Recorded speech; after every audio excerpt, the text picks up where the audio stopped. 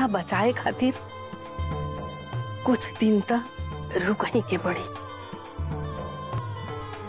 लेकिन अम्मा जी, हम प्रधान नहीं बन सके। कन्या, अब तक तारा प्रधान बने के कौनो सवाले नहीं के। अब तहरा के कौनो एक घर के महिला के प्रधान बना करके जाए खातिर कर रहल बड़ी भौजी।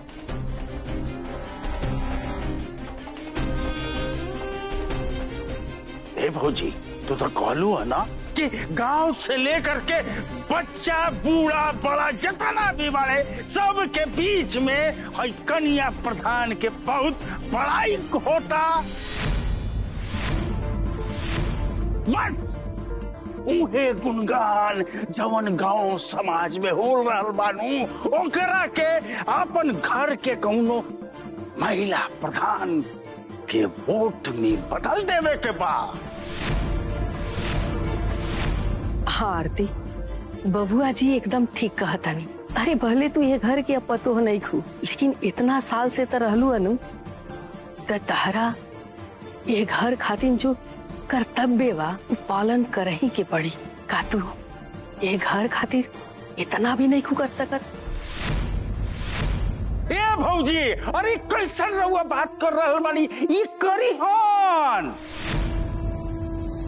ए घर के सदस्य के पक्ष में प्रचार करियन भौजी। मना करे के ना कौनो सवाल नहीं के उठत। अब सवाल तो बस ई बा के एक घर से चुनाव के लड़ी।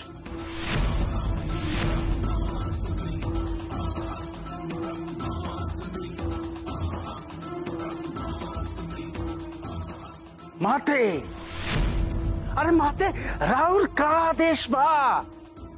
अच्छा एक बात बतावा हमरा के कि तारा हिसाब से प्रधानी के चुनाव के जीती?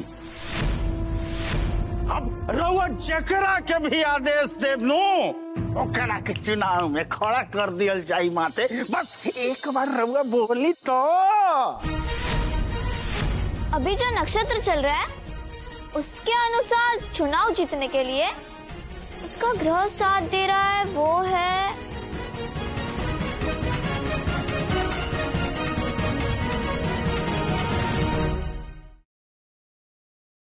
गोदावरी। गोदावरी, गोदावरी,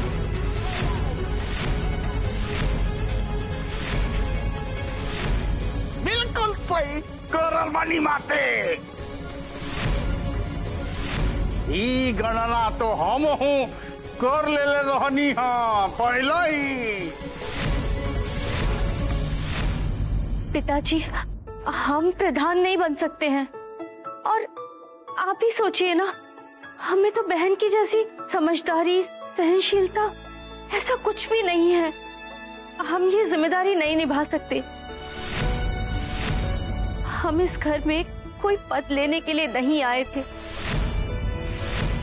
हम सिर्फ इस घर में सबकी सेवा के लिए आए थे। हमें नहीं चाहिए ये प्रधानी, ये सचिव बनना। हमें ये सब नहीं बनना है पिताजी।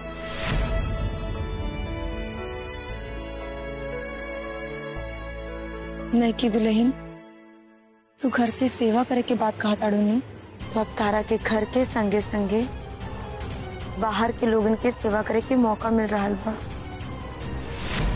और खाली सेवा ना, बल्कि अपनी घर परिवार के मान प्रतिष्ठा बढ़ावे के भी मौका मिल रहा बा। और बाबूजी के जौन इच्छा बा, तारा के ओके ऊपर खरा उतरे के पड़ी।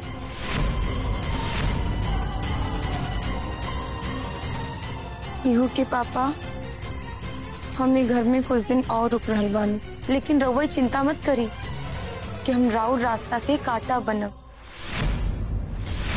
हम ये घर में खाली नईकी दुल्हन के लिए रुक रहल बानी, और हम नईकी दुल्हन के चुनाव जितावे खातिर अपन सब कुछ दांव पे लगा दे।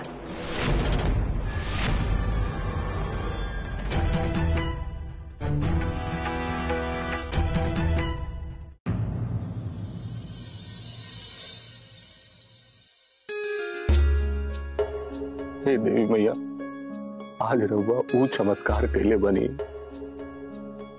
जौना के तो हम आस भी छोड़ देले रही हैं।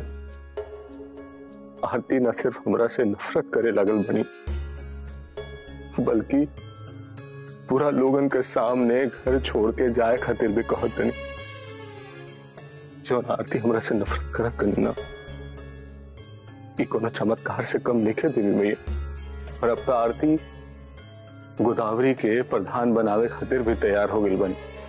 बस ऐसे ही आरती में हिम्मत बनल रही। अगर हिम्मत बनल रही ना तो कहीं भी खुशी खुशी रह सकतन और हम शांति से मर पाई। जाना तड़ो नहीं की दुल्हन, पीहू के पापा के सामने कड़वा बात बोलकर हमरा के बहुत तकलीफ हो रहा बा। बहन, आपसे एक बात कहें, आपको ऐसे मजबूती से अपनी बातें कहते हुए देखकर हमें बहुत अच्छा लग रहा था, वरना हमेशा इस घर में आपको प्रताड़ित होते हुए ही देखा है। लेकिन अब जब आपने अपनी ताकत से अपनी बातों को रखा है तो हमें बहुत सुकून मिल रहा है। अब आप मजबूत दिल करके इस घर से जा रही हैं। ना नहीं की दुल्हन, एजा से जात समय न खाली हमार दिल कमजोर हो गई बा, बल्कि सरसों के दाना धन एजा वजा छिटा गई बा। और पता बता रहा के हम पीहू के पापा के बिना कभी मजबूत ना रह पाई। हाँ बहन, हमारा भी यही हाल है। इतने कम समय में अमर जी को जितना भी हम जान पाए हैं, हमने देखा है कि वो कितने महान इंसान हैं। हम उनके कायल हो चुके हैं। अब तो हमें लगता है कि उनके बिना आगे का जीवन हम कैसे जी पाएंगे। ना नहीं की दुल्हन, तो ऐसे निढाल मत होगा।